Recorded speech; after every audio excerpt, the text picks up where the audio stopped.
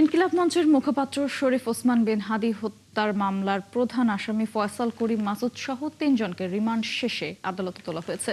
শনিবার সকালে মেডিকেল পরীক্ষা শেষে ভারতের পশ্চিমবঙ্গের বিধাননগর আদালতে তোলা হয়। এর আগে পশ্চিমবঙ্গের উত্তর ২৪ পরগনার বনগাঁও সীমান্ত এলাকা থেকে ফয়সাল ও আলমগীরকে গ্রেফতার করে পুলিশের স্পেশাল টাস্ক ফোর্স। একই সাথে ভারতে অনুপ্রবেশের সহযোগিতা করায় গ্রেফতার করা হয় ফিলিপ সাংমাকে। পরে পুলিশ জানায়, প্রাথমিক জিজ্ঞাসাবাদে আসামিরা হাদি হত্যাকাণ্ডে জড়িত ছিলেন বলে স্বীকার করেন। হত্যাকাণ্ডের পর তারা মেঘালয় সীমান্ত দিয়ে অবৈধভাবে ভারতে প্রবেশ করে। সেখান থেকে ভারতের বিভিন্ন স্থান ঘুরে বনগাঁ এলাকায় আশ্রয় নেন। পরে ভারতের অবৈধ প্রবেশের অভিযোগে তাদের বিরুদ্ধে মামলা করে রাজ্য পুলিশ।